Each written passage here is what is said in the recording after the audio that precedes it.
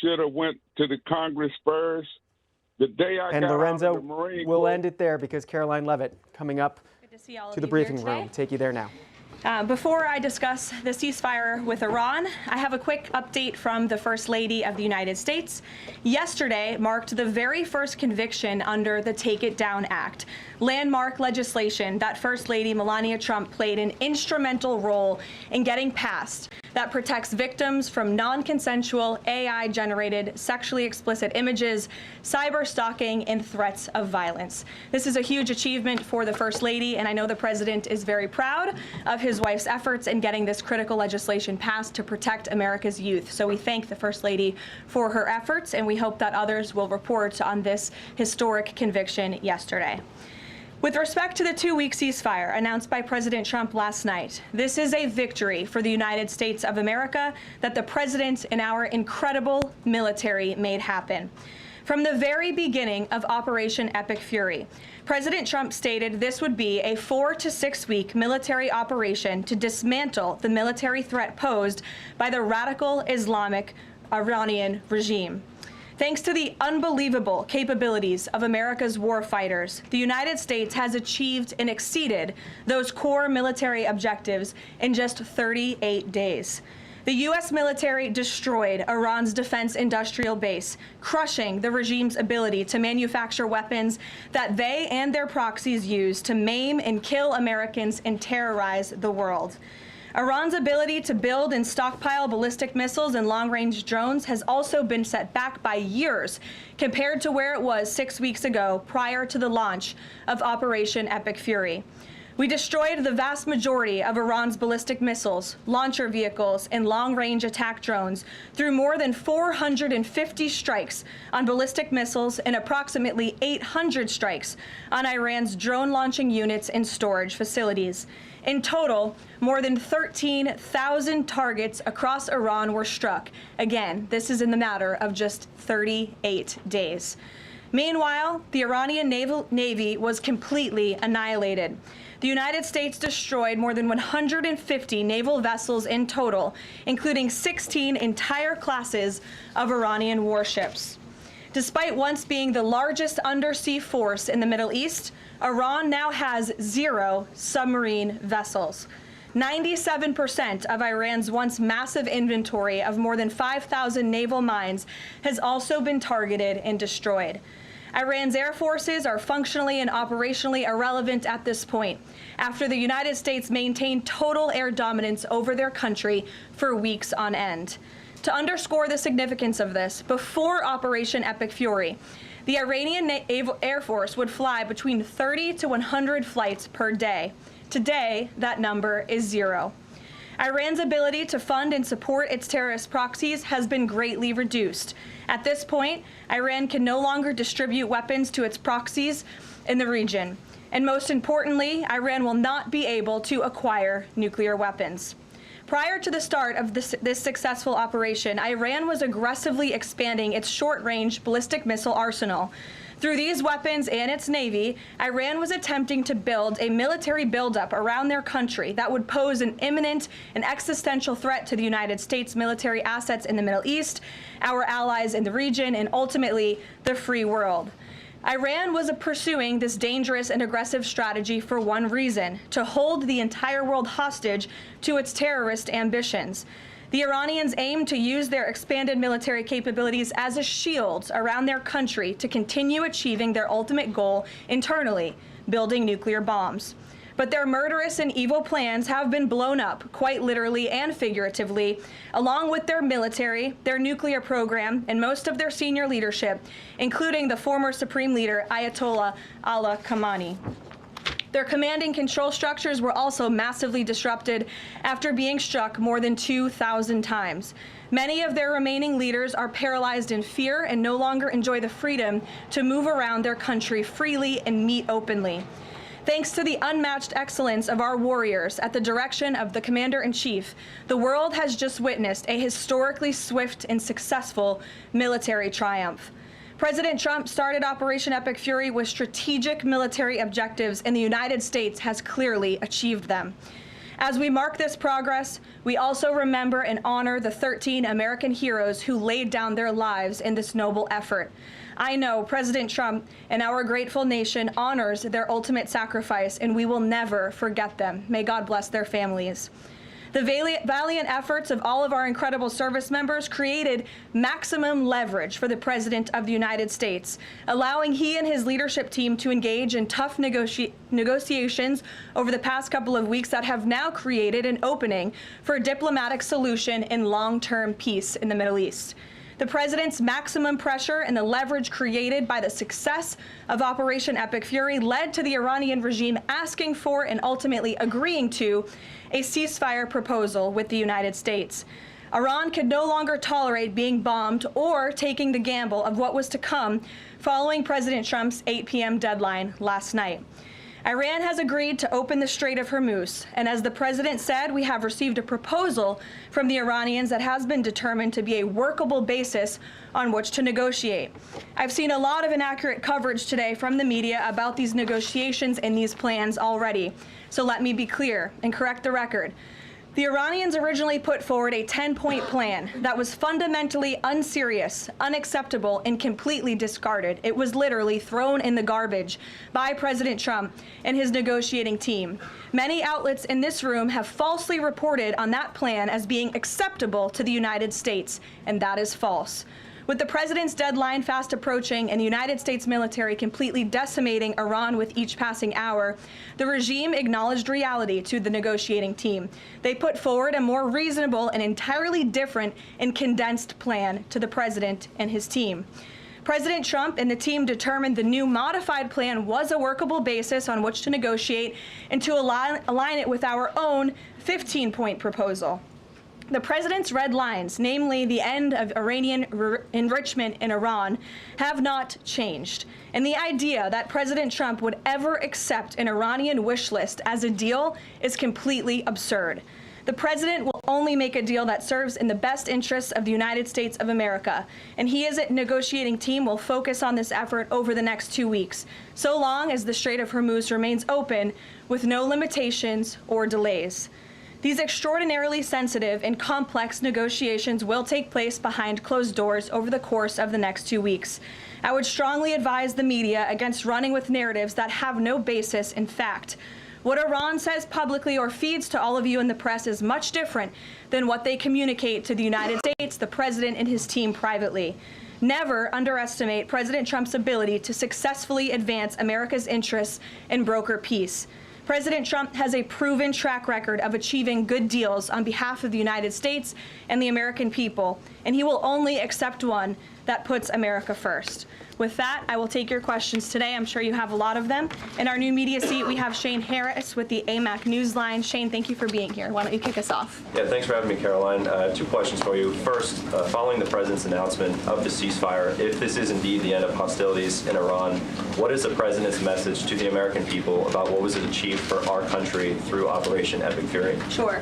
I think I just laid out a significant portion of that in my opening remarks. 6 weeks ago, the president looked the American people in the eye directly, and he told them that he launched this operation to take out the imminent threat that was posed by Iran. And that threat has now been greatly destroyed. Their Navy, their missiles, their defense industrial base, and their desire and their plan to build a nuclear bomb inside their country is no longer going to be allowed, can no longer happen, thanks to the remarkable success of Operation Epic Fury over the course of the last 38 days. That has been absolutely achieved, and now we're moving into the next phase of this, which is a negotiating period to put some fine points on this and to hopefully broker an agreement that can achieve long-term peace in the Middle East. Yeah, and then second, what is the president's message to American seniors who have a much higher voter participation rate and they're likely to be a key swing vote in the midterm elections? Well, the president loves our seniors across the country, and as you know, the president signed the One Big Beautiful Bill, the Working Families Tax Cut, last year. which greatly reduced taxes on Social Security for our seniors. In fact, thanks to the Working Families Tax Cut, nearly 90% of seniors will no longer pay tax on their Social Security. That's a huge win for our seniors and also for our middle class and working families across the country with the no tax on tips provision and the no tax on overtime. Next week is tax week.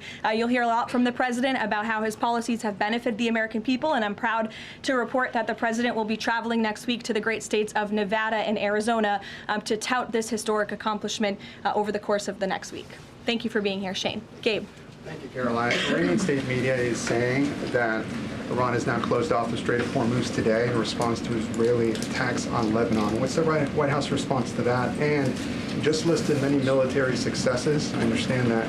But strategically, how is the administration arguing that Iran does not have more economic leverage than it did before the start of the war? Sure. Well, with respect to the first reporting out of Iranian state media, the president was made aware of those reports before I came to the podium. That is completely unacceptable. And again, this is a case of what they're saying publicly is different privately. We have seen an uptick of traffic in the Strait today, and I will reiterate the president's expectation and demand that the Strait of Hormuz is reopened immediately, quickly, and safely. That is his expectation. It has been relayed to him privately that is what's taking place, and these reports publicly are false. Caroline, the president yesterday threatened that a whole civilization would die if a ceasefire deal wasn't reached, understanding that Iranian leaders have previously said death to America.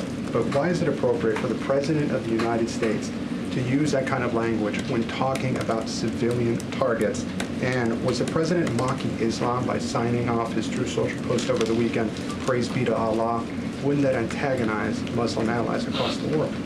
Well, I understand the questions about the president's rhetoric, but what the president cares most about is results. And in fact, his very tough rhetoric and his tough negotiating style is what has led to the result that you are all witnessing today. Iran publicly acknowledging last night that they have agreed or that they wanted this ceasefire with the United States because they no longer could tolerate being bombed by our very powerful and lethal military, and that they have committed to the reopening of the Strait of Hormuz, which the president will hold them accountable for, and it's something the administration is closely monitoring in real time. So, Danny. Should the world not take his word seriously? The world should take his word very seriously in understanding that the president is always most interested in results. And it was the Iranians who backed down, not President Trump. He said that they would face very grave consequences, as you just laid out, by the 8 p.m. deadline if they did not agree to reopening the Strait of Hormuz. And what did they do last night? They agreed to reopen the Strait of Hormuz. Danny. Thanks, Caroline. Would President Trump like to see Lebanon included in this peace deal? Because as you know, there have been increased Israeli strikes on Lebanon today with dozens of casualties there. Sure. Lebanon is not part of the ceasefire. That has been relayed to all parties involved in the ceasefire. As you know, Prime Minister Netanyahu put out a statement last night in support of the ceasefire, in support of the United States' efforts, and he's also assured the president they'll continue to be a helpful partner throughout the course of the next 2 weeks. Is there any thought, though, that the president might like to see Lebanon included at a future date, given that it seems to be causing or potentially undermining the Iran ceasefire? Again, this will continue to be discussed, I am sure, between the president and Prime Minister Netanyahu, the United States and Israel, and all of the parties involved. But at this point in time, they're not included in the ceasefire deal. Jeff. Thank you. Caroline, will the U.S. take part in talks with Iran in Islamabad on Friday? I can announce that the president is dispatching his negotiating team, led by the Vice President of the United States, J.D. Vance, Special Envoy Witkoff, and Mr. Kushner to Islamabad for talks this weekend. The first round of those talks will take place on Saturday morning local time, and we look forward to those in-person meetings. What role does the president see for the U.S. in monitoring or helping with the Strait of Hormuz going forward? I think the president commented on that this morning. We're going to continue to monitor it very, very closely. We will be helpful in any way that we can, but we fully expect Iran to do this, and the president has made that quite clear as well. It's, again, as his statement said last night, this ceasefire is subject to the safe reopening of the Strait of Hormuz. Again, this was just determined last night. We understand things take time, but that's the president's expectation, and he will hold everyone to it. Sure, in the green blazer. Thank you, Caroline. Sure, and then in front of you. But Andrew, you can go ahead. All right. You're not wearing a green blazer. You can... I am actually wearing a green blazer. It's a little brown to me, but go ahead. Fair enough. So, regarding the president's rhetoric, when the U.S. invaded Iraq in 2003, George W. Bush said in a message to the Iraqi people that the military campaign was directed, quote, against the lawless men who rule your country and not against you. Yesterday, the president threatened to destroy Iran's civilization, the entire civilization. Not the Iranian government, but the Iranian civilization, the Iranian people. The U.S. has been a moral leader for most of its history by fighting wars against other governments, not against civilizations.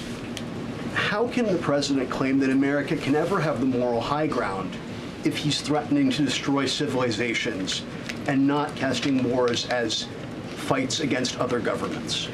Andrew, I think you should take a look at the actions of this president over the course of the past 6 weeks and the actions of our brave men and women in our United States military who have taken out essentially taken out the military of a rogue Islamic regime that has chanted death to America for 47 years, that has killed and maimed thousands of American soldiers over the course of the last 5 decades. The president absolutely has the moral high ground over the Iranian terrorist regime, and for you to even suggest otherwise is frankly insulting. With all due respect, Caroline, Go ahead. with all due respect, Go ahead. there is... Just given what we've seen in Lebanon today and the increased attacks from Israel, I mean, is there any concern that Netanyahu is trying to kill the ceasefire? The president spoke with Prime Minister Netanyahu last night. In that private conversation, Prime Minister Netanyahu relayed exactly what he said to the world publicly, that he supports the president and Israel remains a key ally and partner to the United States. They've been a tremendous partner over the course of the past 6 weeks, and we thank them for their heroic efforts as well. The president had that conversation last night, and that was relayed to the world publicly as well. Reagan, go ahead. Thank you, Caroline. I have a question for you on Iran, and then a question on the Dignity Act as well. On Iran, it's been reported that the ceasefire was struck after the involvement of 2 unlikely factors, J.D. Vance and China. What role did those parties play in striking a deal? Well, Vice President Vance has played a very significant and a key role in this since the very beginning. Of course, he's the president's right-hand man. He is the vice president of the United States. He's been involved in all of these discussions, and as I just announced, he'll be leading this new phase of negotiations in Islamabad later this week. With respect to China, there were conversations that took place between top levels of our government and China's government.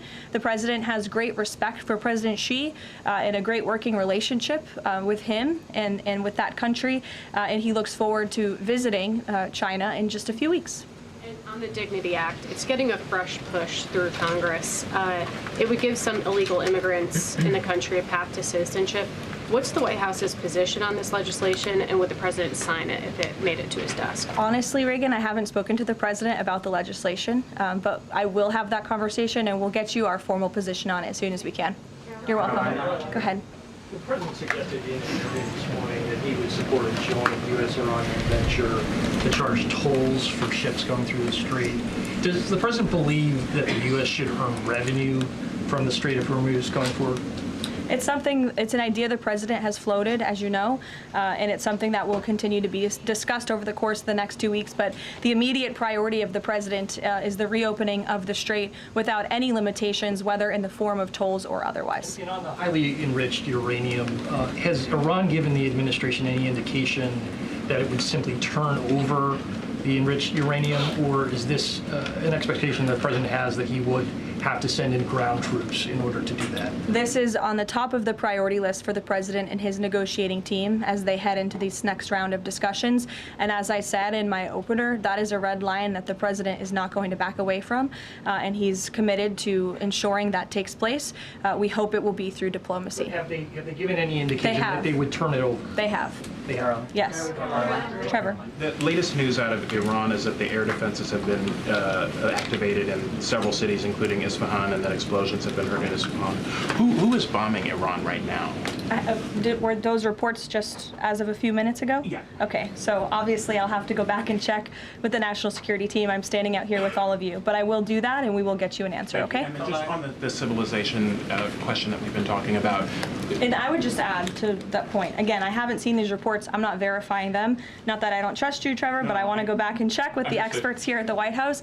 I would just say, and I would echo what the Vice President said this morning, this is a fragile truce. Ceasefires are fragile by nature. We've seen this with respect to the 12-day war with Iran and Israel last year. It takes time sometimes for these ceasefires to be fully effectuated. And one of the results of Operation Epic Fury was we completely dismantled Iran's command and control center, which makes it difficult for them to pass messages up and down the chain. And so we understand that. I would caution a little bit of patience, but of course we want to see the ceasefire effectuated and abided by all parties as quickly as possible. Thank you. And the American presidential administrations, going back to Ronald Reagan, have said this formulation about nuclear war, that a nuclear war cannot be won and must never be fought. Is that still the view of this administration, given the president's comments about civilization? I have no change in our view on that policy. Katie. Thanks, Carolyn. I'm just, given the gravity of what he said yesterday, what was your understanding of what he meant when he said, this civilization is going to be eliminated? I think it was a very, very strong threat from the President of the United States that led the Iranian regime to cave to their knees and ask for a ceasefire and agree to reopening the Strait of Hormuz. So it was a very strong threat that led to results. And as the Secretary of War stated at the Pentagon this morning, it was not an empty threat by any means. The Pentagon had a target list that they were ready to hit go on at 8 p.m. last night if the Iranian regime had not agreed to open the strait, which they did, and I think that's something we should all be grateful for. The United States is a moral leader in the world, given that I was asked this exact same question by your colleague Andrew in the back, and I think, again, the insinuation by anyone in this room that Iran somehow has the moral high ground over the United States of America is insulting, considering the atrocities that they have, committed against our people and our military over the past 5 decades. John, go ahead. Thanks a lot, Caroline. 2 questions for you. One has to do with a statement, a joint statement put out this morning by some of America's European allies, our NATO allies. And in that joint statement, they said regarding the Strait of Hormuz, our governments will contribute to ensuring freedom of navigation in the Strait of Hormuz. What's the administration's reaction to that joint statement? Does that smooth things over when the president meets with NATO Secretary General a little bit later this afternoon? I have a direct quote from the President of the United States on NATO, and I will share it with all of you. They were tested and they failed. And I would add, it's quite sad that NATO turned their backs on the American people over the course of the last 6 weeks when it's the American people who have been funding their defense. As you know, President Trump will be meeting with Secretary Ruta in a couple of hours here at the White House, and I know he looks forward to having a very frank and candid conversation with him. And then secondly, in regards to this conflict, 38 days, as you pointed out, President Trump has said that there's been regime change. Has that regime change led to more freedoms for the Iranian people? I think that's a question that's being asked a little bit too early, John, and we hope that is the case, but it's something that has yet to be seen. Eamon.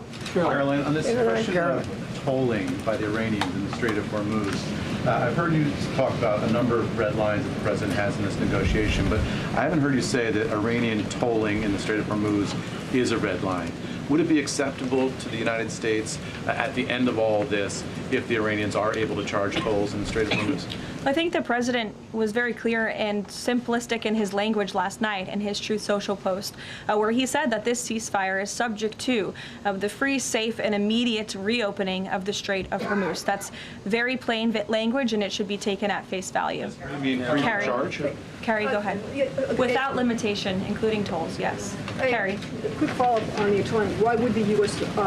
allow Iran to collect tolls from the Strait of Hormuz? That's not something that we've opposed for a number of years now. Again, that's not something we've said that we've definitively accepted. The joint venture is something that was proposed by the president, but he was very clear in his statement last night. He wants to see the strait reopened immediately without limitation, and that's something we're going to hold them to. A second question on family and friends in Iran. I myself am Iranian, and I've been talking to them through the blackout. One of my family members yesterday said goodbye to me. So what message should we be sending Iranians when they message me saying, what should they be doing right now? How should they stay safe? Because they really don't know what to do. I think the president's main priority, and my main priority as his spokeswoman, is to make sure that clear messages are sent to the American people, of course, which is my job today. With respect to the Iranian people, the president, has taken out the imminent threat that was posed by their military to the United States, to our allies in the region, to our forces in the region. And of course, as the president has long said, he hopes that Iran will be a country of peace, of prosperity, and we're moving into this next round of negotiations to hopefully come to an agreement with this new regime that will create long-term stability in the Middle East. He has said that they should stay inside of their homes and also take back their country. So there's a contradiction there. So how do you address that? Again, we're moving into this next round of negotiations with the remnants of the regime and those that we are speaking with now to hopefully reach a place of peace long-term for the region, and that includes the Iranian people as well. In the blue, go ahead. Thank you, Caroline. The White House posted the statement from the Iranian government that passage in the Strait will be coordinated with Iran's armed forces. As of today, who controls the Strait of Hormuz? Again, these statements were put out 12 hours ago. We expect that the Strait will be opened immediately. As I've said earlier, we have seen an uptick in traffic in the Strait, and it's something that we are monitoring minute by minute, hour by hour as the days go on. Who controls the Strait right now? Two questions. One on the deportations of Iranian officials, and then on the negotiations. Are there still security concerns about Vice President Vance being part of these peace talks, Steve Witkoff, Jared Kushner? And then two, given the ongoing deportation of General Soleimani's niece, does the Trump administration plan to deport more relatives or people in the families of Iranian officials that are in the U.S.? Certainly, anyone who is here fraudulently. I understand one of the individuals who their visa was revoked by Secretary Rubio and they were deported by ICE. They had a fraudulent asylum claim. That's against the laws of the United States. So anyone who is here illegally or fraudulently is subject to our nation's immigration laws and will be removed from our country. And I know this continues to be a top priority for the State Department, working in conjunction with the Department of Homeland Security. With respect to the safety of the Vice President, we fully trust the United States Secret Service to do their job, to keep the Vice President and the President's negotiating team safe. They do a tremendous job, and we fully trust them to do that. Caroline. In the back, go ahead. Thank you, Caroline. The President has said Cuba is next. What's the message to the American people regarding Cuba, and what can Cubans expect in relation to this statement?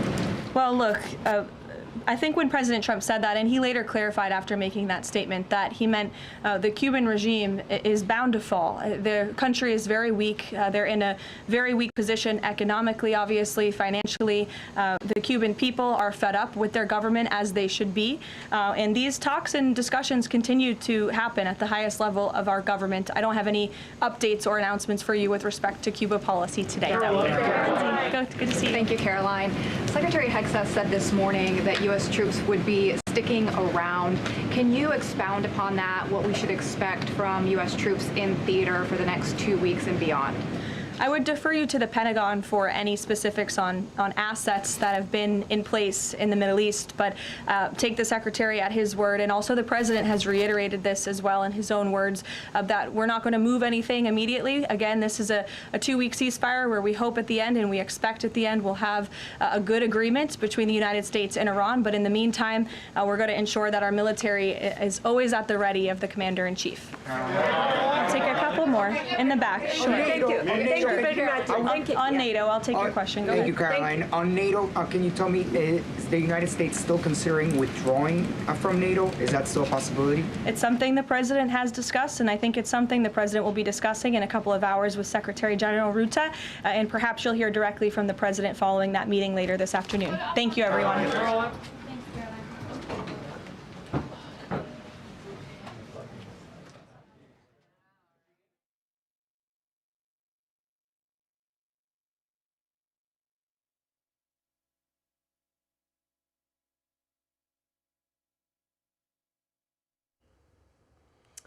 And some news there out of the White House briefing room. The White House saying that the president is dispatching his negotiating